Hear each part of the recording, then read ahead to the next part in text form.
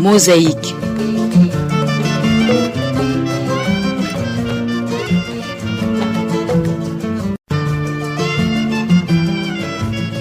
Mosaïque.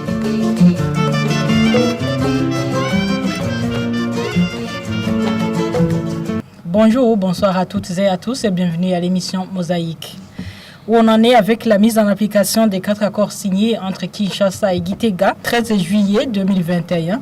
Voici le sujet autour duquel tourne le débat Mosaïque d'aujourd'hui. Lors de la visite d'État du président burundais en RDC, 12-14 juillet 2021, un communiqué conjoint est sorti à cette occasion. Préciser des projets communs de grande envergure réalisés, un accord signé par le ministre burundais en charge des relations extérieures, l'ambassadeur Albert Shingiro et son homologue congolais en charge de l'intégration régionale Didier Mazenga Kanzu, en présence des chefs d'État des deux pays. Certains aspects étaient évoqués. Des constructions des ponts pour véhicules et pour les piétons entre les provinces du Sud Kivu, côté RDC, province Chibitoke, côté burundais sur la rivière de Rusizi, l'exploitation agricole dans la plaine de la Rusizi qui jouxte les deux pays, ainsi que la réhabilitation et l'électrification de la route Bujumbura, Uvira, Bukavu, Goma. Les accords ne donnaient point de détails sur les coûts des projets communs ni sur un chronogramme. Seul le mémorandum sur la paix et la sécurité semble avoir connu des évolutions. En août 2023, à travers un protocole d'accord signé tiers de défense et de sécurité qui a conduit près de l'armée burundaise en RDC. Presque 3 ans après, les opinions des deux pays semblent avoir oublié les 10 accords. Globalement, quel bilan peut-on tirer de ces 4 accords? Les deux pays ont-ils ratifié déjà les accords signés? Quel rôle les sociétés civiles des deux pays peuvent-elles jouer pour la mise en application des 10 accords dans l'intérêt des populations des deux pays respectifs? Voici les questions essentielles autour desquelles tourne le débat Mosaïque pour le compte de la radio-télévision Isanganiro en partenariat avec la Bénévolencia. Sur le plateau, nous sommes avec 2 invités. Il y a professeur Pascal, il est enseignant-chercheur à l'Université du Burundi, expert en relations internationales. Monsieur Pascal, bonjour et bienvenue. Bonjour, merci pour l'invitation. Encore une fois, soyez le bienvenu. Merci. Il y a également honorable Pamphile Maraïka, il est le député à l'Assemblée nationale. Monsieur honorable Pamphile, bonjour. Bonjour et je salue ceux qui sont en train de nous suivre sur la radio RTI. Encore une fois, bienvenue. Merci beaucoup.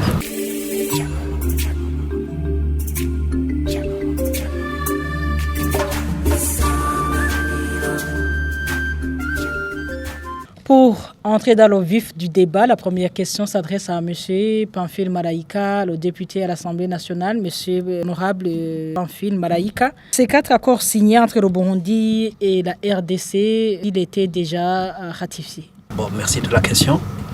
Et ces 4 accords ne sont pas encore ratifiés. Et d'autant plus que je ne les avais pas encore vus, sauf que je les avais entendus parler.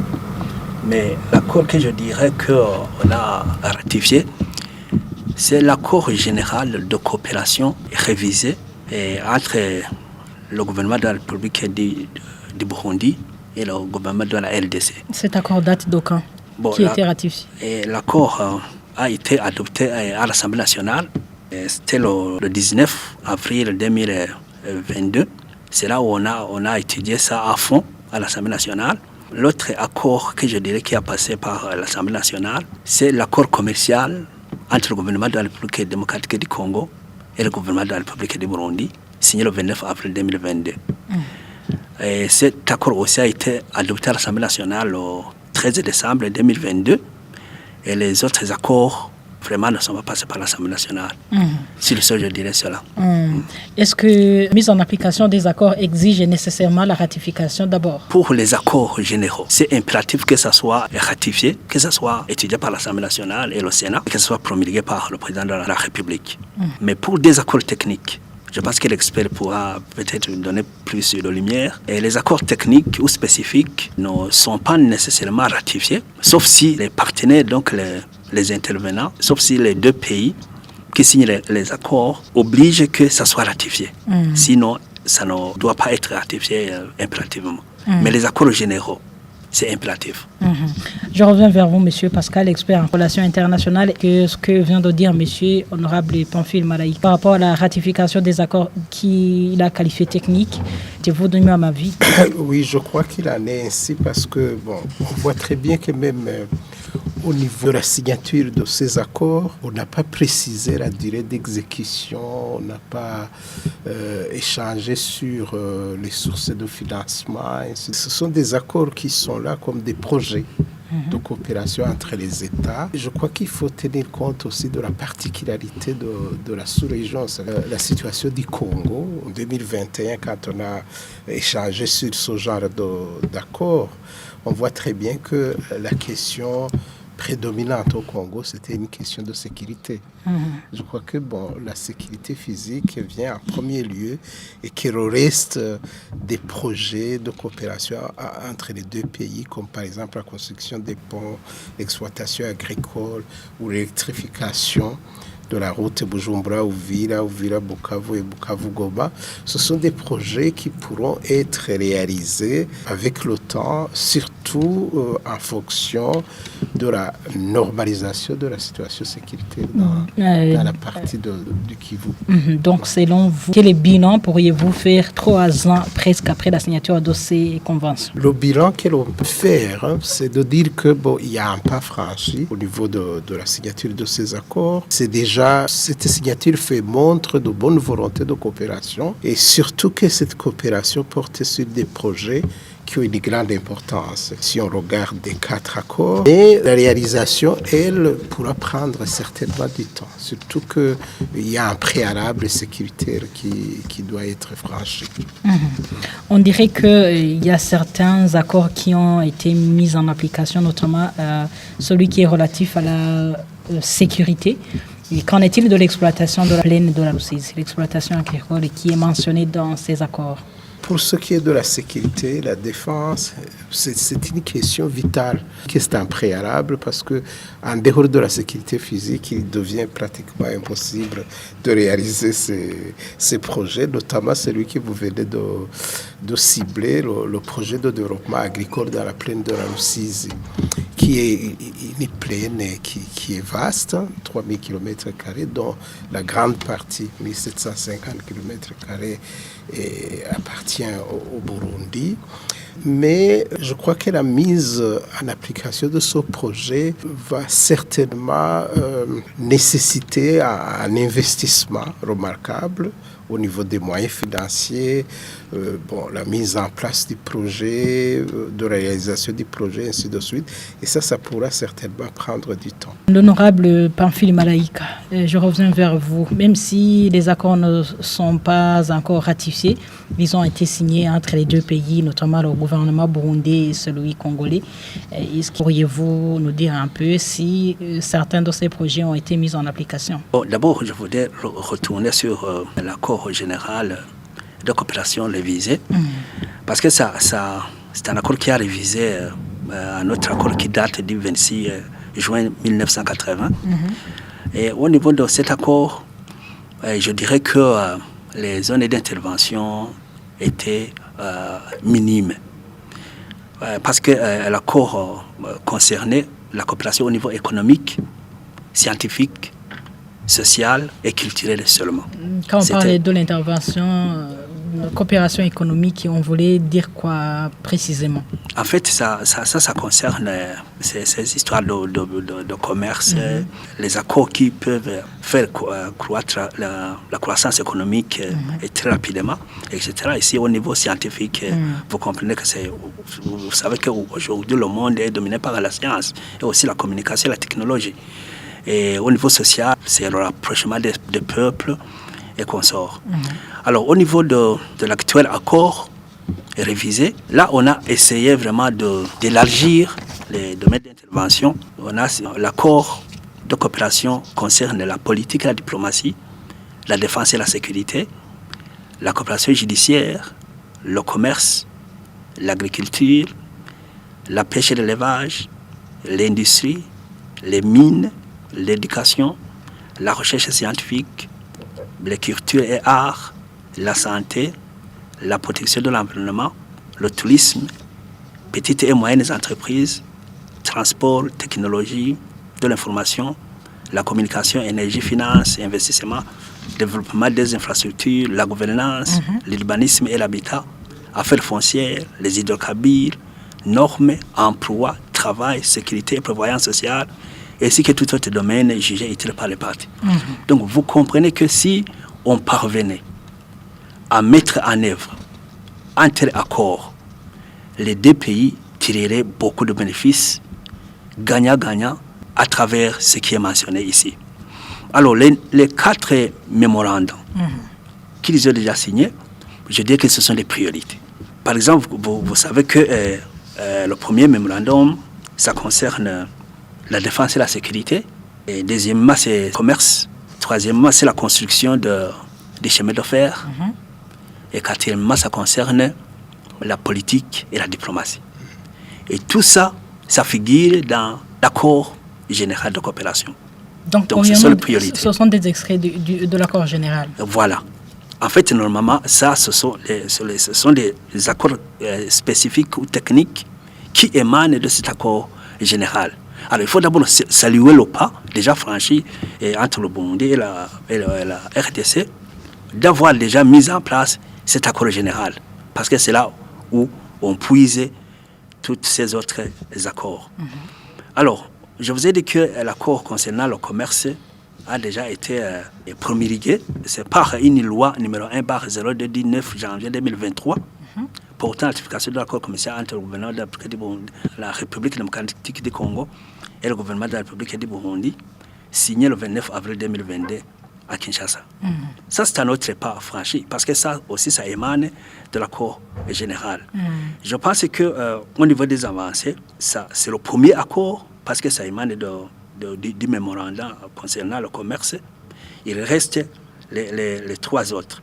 Mais vous venez de parler de la coopération en rapport avec la sécurité et défense. Mais ça aussi, c'est un autre pas. Comme l'expert l'a dit, on ne peut rien faire si on n'a pas la sécurité totale. Dans ce que Burundais et les Congolais devraient peut-être faire, par exemple, au niveau de l'agriculture, il fallait permettre que les Burundais puissent aller cultiver dans la plaine de la Rusizi, côté Congo. Ça fait partie de ces accords. Ça fait partie de ces accords. Son point-là est déjà applicable. Pas encore, parce que comme le disait l'expert, on ne peut pas faire cela, d'autant plus que, étant donné que la sécurité n'est pas encore peut-être bien remplie. Et c'est pourquoi il faudrait mettre beaucoup d'énergie sur l'aspect sécuritaire pour que le reste se fasse dessous. Et à votre avis, pourquoi signer tant d'accords si tous ne seront pas mis en application? Il avait dit l'expert, en fait, quand on a signé ces mémorandums, c'était dans l'espoir que peut-être la sécurité allait venir rapidement. Et nous espérons effectivement que aussi ça va venir rapidement. Parce que si un pays limitrophe est en insécurité, vous êtes tous aussi en insécurité indirectement. C'est comme ce qu'on nous enseignait en mathématiques, que l'ami de ton ami, c'est ton ami, l'ennemi de ton ennemi, c'est un ami, ou l'ennemi de ton ennemi, ou l'ami de votre ami est un ami. Et c'est la transitivité. Alors je pense qu'il faut mettre tout le paquet pour qu'il y ait la sécurité dans les pays, Burundi, le Congo, même dans les pays limitrophes. Vous savez que le Congo, c'est le premier pays qui a beaucoup de pays limitrophes. Je pense que c'est aux environs de 8. Il y a le 9. Il y a le Burundi, le Rwanda, l'Ouganda, le Sud-Soudan, la Centrafrique, le Congo-Brazza, l'Angola, et la Zambie, même la Tanzanie. Et il faut que vraiment ce pays retrouve la paix pour que tous les autres pays limitrophes puissent puiser beaucoup d'opportunités dans ce vaste pays qui regorge de beaucoup de ressources, que ce soit naturelles, minières. Et un pays hospitalier comme le Congo, vraiment il faut que ce pays ait la paix afin qu'on puisse tirer beaucoup de profit de ces accords. Monsieur Pascal, vous êtes le professeur à l'Université du Burundi, en même temps expert en relations internationales. La signature des accords a quel avantage entre les deux pays signataires? La signature des accords présente un avantage remarquable pour nos deux pays. Ce sont des pays frontaliers et ce sont des pays qui ont une tradition de coopération qui date, on va dire, pratiquement des indépendances. Hein, parce que le Congo accède à l'indépendance en 60, le Burundi en 62. Et puis, ce sont des pays qui ont fait partie d'une même organisation sous-régionale, la CPGR, qui n'est plus dynamique actuellement depuis les années 90, quand on a connu une crise généralisée dans la sous-région des Grands Lacs. Et comme le soulignait honorable Pamphile Malaika, l'actualisation de l'accord général qui date de 1980, c'était nécessaire parce que cet accord de 1980 a été conclu quand il y avait encore la communauté économique des pays des Grands Lacs, qui n'est plus dynamique actuellement, même s'il y a une volonté de redynamiser la CPGR. Et c'était nécessaire que l'on puisse actualiser cet accord, parce que même si c'est sous forme de projets qui ne sont pas encore exécutés, parce que, comme on l'a souligné, ces accords qui ont été signés à Kinshasa, ce sont des accords qui ont été signés sans qu'on précise exactement l'origine des financements, la période d'exécution, parce que certainement on savait qu'il y avait des préalables qu'il fallait attendre. Mais je crois qu'ici, la volonté de conclure ces accords, c'est déjà un pas très très important pour des pays frontaliers qui font actuellement partie des mêmes organisations sous-régionales comme la communauté est-africaine. Une fois un de ces accords mis en application, par exemple, le renforcement ou la redynamisation du commerce transfrontalier, quelle serait la plus-value? Ouais. La plus-value serait remarquable parce que vous savez qu'il y a un grand projet en Afrique, d'une manière générale, qui est axé sur l'intégration économique en Afrique, mais qui doit commencer par des sous-régions pour être effective. C'est la meilleure façon de faire, commencer par des sous-régions et puis des sous-régions à toute la région africaine. Un projet qui est très très important parce que le commerce intra-africain, c'est une nécessité pour la croissance des pays africains. Parce que regardez, en Europe, par exemple, le commerce intra-européen est évalué à 60%. En Asie, c'est à 56%. Et en Afrique, c'est 16%. Donc, une des causes du sous-développement en Afrique, c'est, disons, la faiblesse du commerce intracontinental entre les pays africains. Donc, le paradoxe, c'est que les pays africains échangent avec le monde extra-africain plus qu'ils n'échangent avec d'autres pays africains. Et ça, c'est un signe de sous-développement économique. C'est pour cela que l'on devrait augmenter les échanges entre les pays frontaliers proches, comme par exemple le Congo et le Burundi. Récemment, le ministère de l'EAC a déclaré que 80% des exportations sont vers la CPG. Est-ce qu'avec la ratification ou la mise en application de ces accords pourra augmenter beaucoup plus ou ça pourra tourner autrement? De toute façon, si ces accords sont mis en application et si on réussit dans leur mise en application, je crois que ce sera un gain très très important. Parce que le commerce avec des pays proches, géographiquement, c'est un commerce qui est appelé à croître et à apporter une valeur ajoutée à l'économie nationale. Justement. En fait, je voudrais compléter, monsieur le professeur, pour dire que quand vraiment les affaires commerciales se portent bien, il y a beaucoup d'avantages parmi les pays. Il y a, par exemple, la création d'emplois au niveau des pays. Il y a aussi la croissance économique qui devient plus rapide, bien évidemment. Il y a aussi l'augmentation de l'assiette fiscale. Parce que plus on fait des affaires, plus les taxes deviennent aussi faciles. Il y a aussi le développement des infrastructures commerciales. Au niveau de notre pays et la RDC, il faut aussi saluer le grand projet costaud de construction des chemins de fer qui va à partir de Dar es Salaam, Kitega, Villa et Kindu, etc. Est-ce que ce projet commencera quand? Bon, on a déjà commencé parce qu'au niveau de la Tanzanie, on est dit qu'au mois d'avril ou au mois de mars, le 15 ou le 16, il y a eu une réunion où on a pu même faire une descente sur le terrain pour voir 200 km qui sont déjà exécutés entre Dar es Salaam et Morogoro. On a déjà fait les 200 mètres. Il y a les nouveaux locomotives qui marchent. On a tout vu. Très récemment, on a déjà décaissé un don de 100 millions de dollars pour la partie Tanzanie-Burundi. C'est le ministre des Finances du Burundi qui a signé, etc. Alors, on nous dit que la partie burundaise va commencer avec le début de l'année 2025.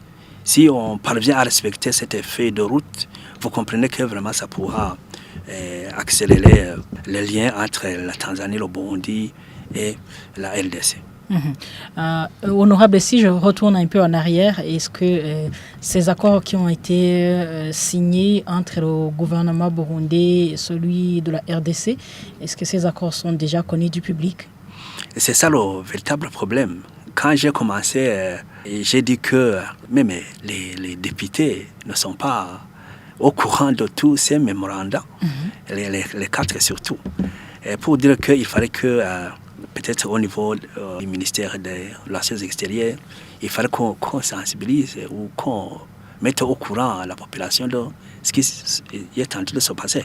Peut-être qu'on n'a pas de résultats qu'on pourrait montrer au public, mais quand même il fallait que les gens puissent avoir un écho sur ces accords qui, visiblement, si ils sont bien mis en application, pourra rendre bénéfique notre pays, le Burundi.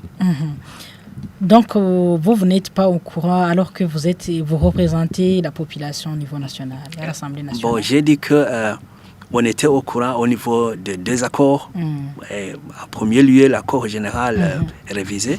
Là, c'est passé par l'Assemblée nationale. Pas ce qui date du 13 juillet 2021. OK. Et l'autre accord concernant le commerce, ça aussi c'est passé par l'Assemblée nationale. Mais les autres les accords qu'on est en train d'appliquer concernant la défense et la sécurité, vraiment on n'a pas beaucoup, on n'a pas de données, on n'a pas de matière là-dessus, pour être honnête. Et avant de poursuivre le débat, nous rendons en RDC, verra précisément pour découvrir ce que pense la population de ce pays par rapport à ces accords signés entre les deux pays voisins. On dirait oui, par le fait que nous voyons les militaires burundais sur le sol congolais. Mais on ne sait pas, à vrai dire, ces contrats-là, ça dit quoi? Ça va de quelle période à quelle période? Oui, il est vrai que les militaires sont là, mais les résultats ne sont pas palpables parce que jusque-là, il y a toujours l'insécurité qui bat record dans ces milieux là-bas. Oui, ça serait avantageux s'il arrivait que ces projets-là se réalisent. Bon, malheureusement, on ne sait pas si jusque-là, les projets en question est déjà en cours d'exécution ou comment. Bon, j'attends dire qu'il y a un contrat signé avec les Burundais, mais jusque-là, je ne sais pas s'il s'agit de quoi, ou le contrat dit quand, ou ça dit quoi. Bon, je crois que le Burundi, c'est un pays sérieux, un pays ami. Ça peut contribuer quelque chose pour notre pays, la RDC, mais à ce qui concerne le contenu du contrat, là, j'ignore. Je vois tout simplement la présence des soldats burundais. On tolère parce que c'est un pays ami, mais le contenu, pas tout à fait. Donc, j'aimerais qu'il y ait assez de conventions entre les pays, mais qu'on nous dise un peu le contenu pour que nous ne soyons pas tout simplement menés dans des histoires que nous ignorons davantage. Kivyangu naweza sema kwamba mimi siijui. À mon avis, j'ai dit également que je ne suis pas au courant de ces accords. Je suis un habitant de Kavimvira, une localité à la frontière entre la RDC et le Burundi. Cela signifie que je suis témoin oculaire du mouvement de la traversée massive des militaires burundais. Quand ils passent, nous les voyons, mais je peux dire que le résultat de leur présence n'est pas encore total. Cependant, en plein de la Ruzizi, à cause de leur présence, il y a un calme apparent. Je souhaite que cela se traduise aussi ici en ville de Vira. S'il y a des conventions sur le plan économique, c'est peut-être à partir de ces machines que nous sommes en train de voir pour la construction des routes que cela va se concrétiser. Ou encore, nous avons entendu parler de la construction d'un pont au niveau de Sangue entre la plaine de la Ruzizi et la province de Chibitoke. Nous pensons que cela peut-être pourra également faire partie de ce qui peut constituer une convention économique entre le Burundi et la RDC. Mais à mon humble avis, les autorités congolaises n'ont rien communiqué par rapport à ça, moins encore du côté burundais, puisque nous suivons même les médias burundais. On dirait oui par le fait. Retournons au studio. Est-ce que vous avez entendu ce que la population de la RDC pense de ces accords signés entre le gouvernement burundais et celui de la RDC? Il y en a ceux qui sont au courant et ceux qui ne le sont pas. Monsieur Honorable Pamphile Malaika, qu'est-ce qui fait que les accords signés restent inconnus du public? Bon, c'est ça la grande interrogation. Normalement, puisque les accords sont bénéfiques à la population devrait être la première à savoir le contenu de ces accords qui les concernent. Alors, trouver qu'il y a des gens qui disent qu'on n'a pas d'idée sur l'un ou l'autre accord, c'est vraiment paradoxal. Peut-être que même que dans les autres accords, qu'on puisse faire la vulgarisation ou au moins informer le contenu à la population de ces accords et les bienfaits qu'ils vont tirer de ces derniers. Alors, comme il le disait les Congolais, et vous comprenez que c'est la même chose que dans notre pays. c'est la même chose. Et on ne sait pas peut-être pourquoi on n'a pas mis au courant, vulgarisé cela.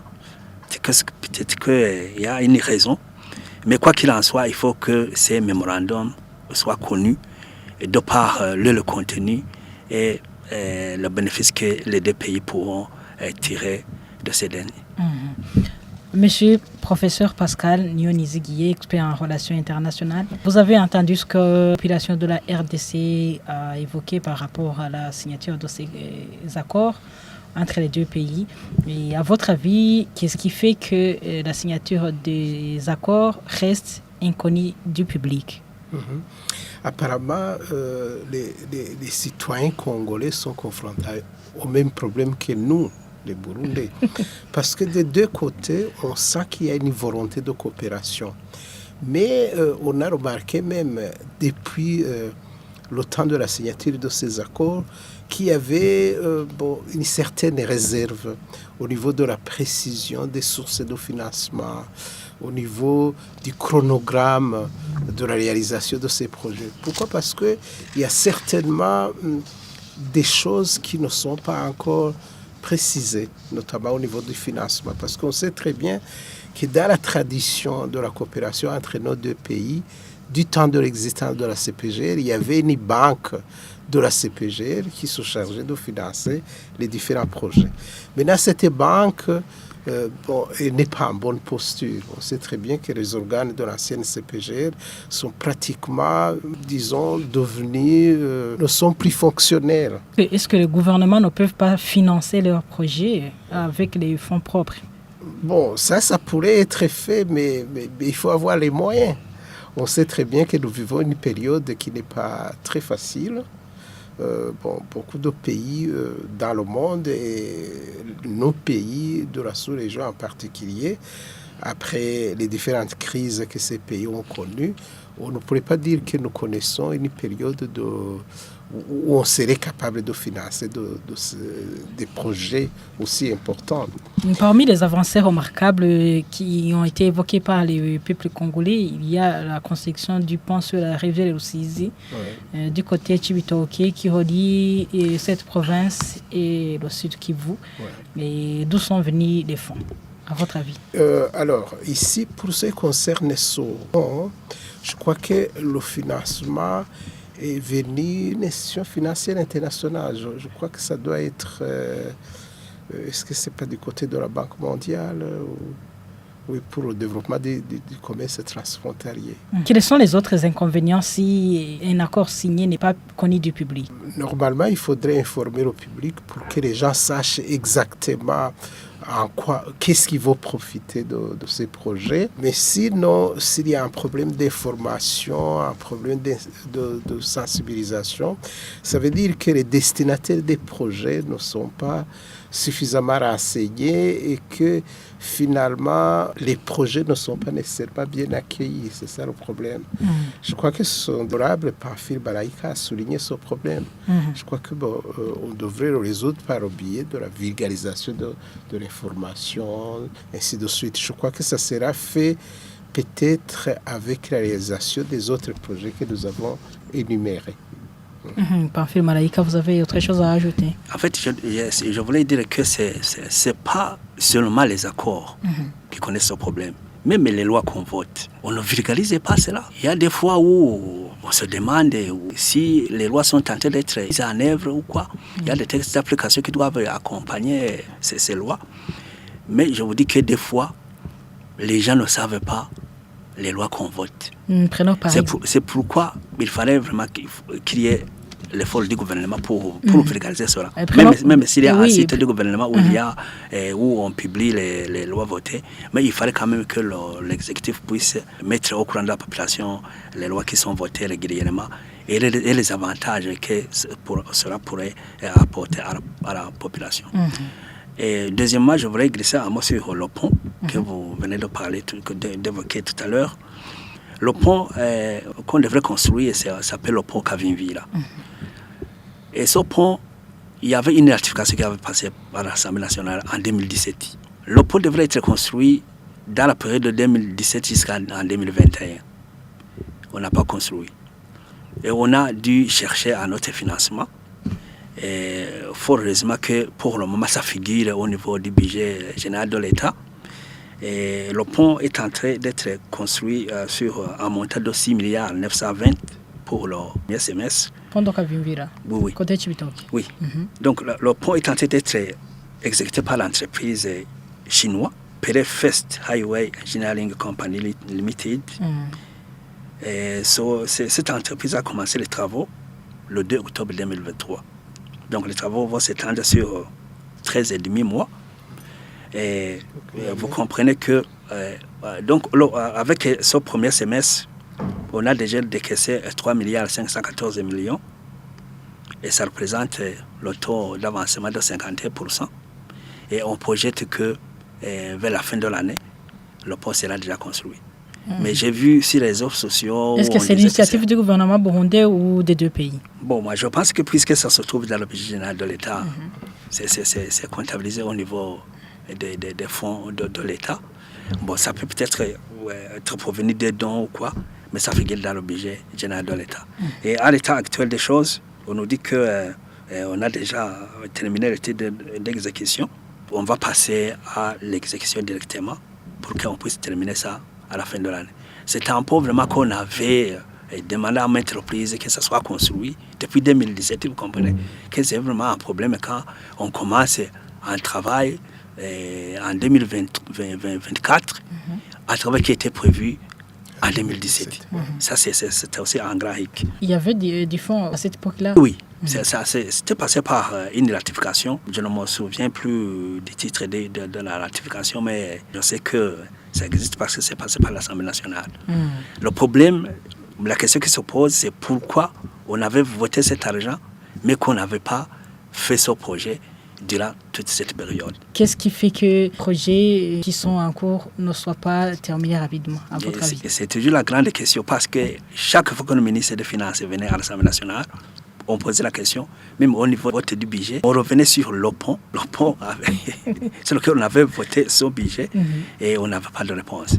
Mais quand même, il faut féliciter le gouvernement d'avoir entamé la construction de ce pont qui est bénéfique pour la bonne circulation des citoyens burundais et congolais. Rappelons que le débat mosaïque continue et il est centré sur l'évaluation de la mise en application des 4 accords signés entre Kinshasa et le gouvernement burundais. Nous sommes encore avec les 2 invités. Il y a Honorable Pamphile Malaika, député à l'Assemblée nationale, et M. Pascal Nyonizigiye, qui est le professeur à l'Université du Burundi et expert en relations internationales. Monsieur Pascal, vous êtes expert en relations internationales. La société civile devrait jouer quel rôle pour la mise en application des accords signés entre les 2 pays? Alors, les sociétés civiles peuvent jouer un rôle important. Comment? Par exemple, cette émission que vous organisez à Isanganiro, avec la participation de la Benevolencia, par exemple, ce sont une action qui s'inscrit justement dans le cadre des activités de la société civile pour informer les gens sur la teneur des accords, sur l'évaluation dans l'exécution des accords. Ça fait partie des démarches de la société civile pour, en quelque sorte, plaidoyer pour la mise en application de ces accords. Mais il y a d'autres actions qui peuvent être entreprises au niveau de la société civile, notamment la proposition de nouveaux projets, pourquoi pas, qui seraient utiles pour pouvoir faciliter le commerce transfrontalier ou pour... Pourquoi proposer de nouveaux projets alors même ceux qui sont en cours ne sont pas terminés? J'ai dit effectivement que l'organisation de cette émission, c'est pour parler des accords qui ont été signés et les réalisations. Ça, c'est un pas qui n'est pas négligeable, mais il y a un autre pas, une autre étape qui consisterait à proposer de nouveaux projets. Pourquoi pas? Mais il faudrait que, comme vous venez de le souligner, les premiers accords soient mis en application. On pourrait suivre la réalisation des accords qui ont été signés, mais on pourrait aussi proposer d'autres projets. Pourquoi pas? Ceux qui sont dans le commerce transfrontalier ou qui s'adonnent à d'autres activités qui se font entre nos 2 pays, pourraient proposer d'autres projets. Même question pour vous, Pamphile Malaika. Les sociétés civiles des 2 pays, notamment le Burundi et la RDC, devraient jouer quel rôle pour que les accords signés le 13 juillet 2021 soient mis en application? Je dirais que la société civile est très importante, très nécessaire dans la vie des pays, que ce soit politique, économique et sociale. Et comme vous le dites, au niveau de l'inertie et de l'exécution des projets, la société civile a le rôle de plaidoyer. Pour qu'il fasse le plaidoyer auprès des gouvernements pour que ces projets soient réalisés. C'est le même rôle que pour les parlementaires. Ils doivent faire plaidoyer. C'est la même chose pour la société civile. Et aussi, il y a un autre volet qu'on aime oublier, le changement climatique. Au niveau de la société civile, il y a beaucoup de gens qui œuvrent pour le changement climatique, pour qu'il y ait des améliorations. Vous savez que dans notre plaine, il y a des inondations. Vous avez entendu le cas de Gatumba, etc. C'est qu'il y a beaucoup de gens de la société civile qui sont à l'œuvre pour pouvoir pousser, qu'il y ait quelque chose qui change, etc. Et je pense que vraiment la société civile pourrait essayer de booster, de pousser le gouvernement à agir pour que les accords conclus soient effectifs. Qu'est-ce qui devrait être fait entre le gouvernement burundais et celui de la RDC pour la mise en application effective de ces accords signés le 13 juillet 2021 pour l'intérêt des populations des 2 pays? Comme l'expert l'avait dit, il faut d'abord qu'il y ait la stabilité. Il faut qu'il y ait la paix dans cette région, la paix surtout au niveau de la RDC. Il faut que tout le monde concourt à ce que la stabilité, afin de pouvoir jouir des bienfaits de ces accords. Parce que vraiment, on ne trouve pas comment on pourrait mettre en œuvre le contenu de ces accords sans qu'il y ait la paix. Même cette histoire de construction de chemin de fer, si on parvient à le faire, ça pourra peut-être aider à la stabilité. Parce que s'il y a la fluidité et s'il y a la bonne circulation des populations, il y a quelque chose qui change dans la mentalité des gens. Et d'ailleurs, des fois, on s'imagine comment on peut bénéficier des accords avec le pays qui n'a pas des routes ici à notre proximité. Vous voyez que la route Uvira, Bukavu n'est pas passable, Bukavu, Goma, Uvira, Kalemi. Mais si on parvenait vraiment à avoir des routes en bon état, en tout cas les Burundais pourraient être les premiers à bénéficier de ces avantages. Parce qu'être à côté d'un vaste pays, riche comme le Congo, moi je trouve que vraiment Dieu avait bien choisi la localisation du Burundi à proximité du Congo. Alors, aux dirigeants vraiment de tout faire pour qu'il y ait la paix et aussi qu'il y ait la construction des infrastructures pour que la population puisse circuler librement entre le Burundi et le Congo, même au Rwanda, en Ouganda, et Zambie. Vous savez qu'il y a beaucoup de Burundais en Zambie, en Tanzanie, etc. etc. Il faut aussi qu'on parvienne à gagner, à avoir cette chance que le peuple burundais puisse aller cultiver dans cette plaine de la Rusizi, qui est apparemment non exploitée, alors que les Burundais sont connus de leur courage.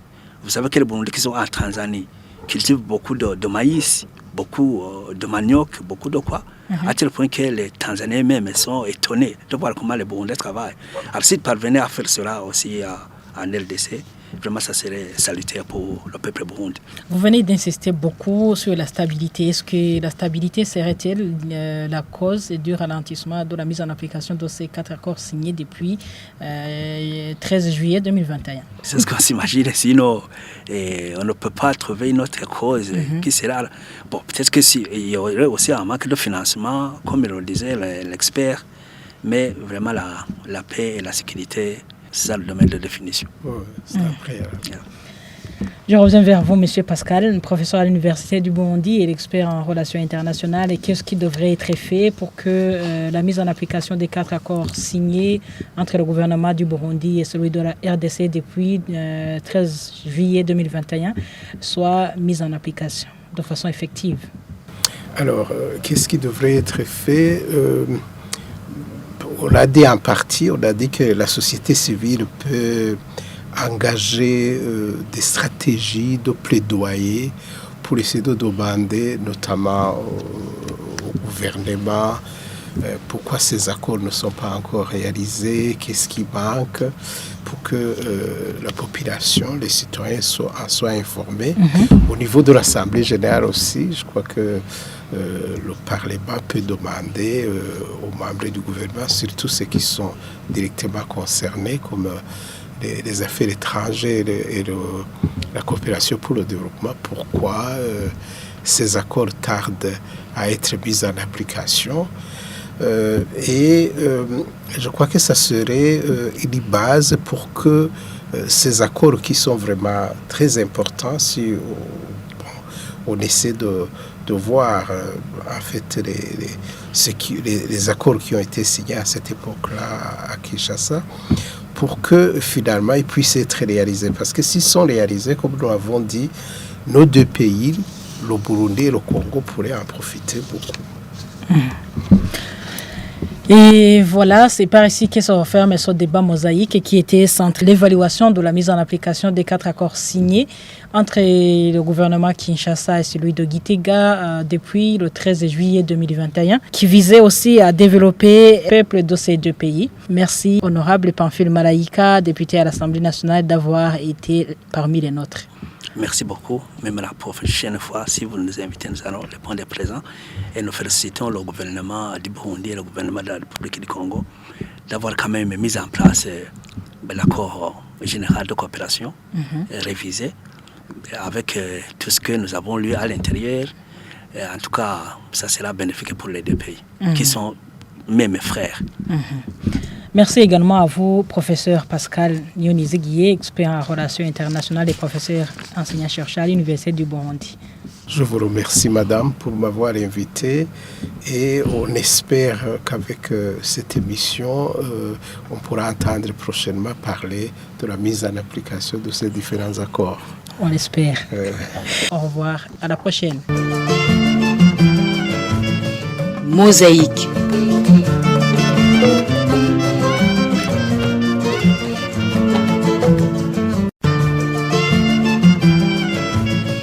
Mosaïque.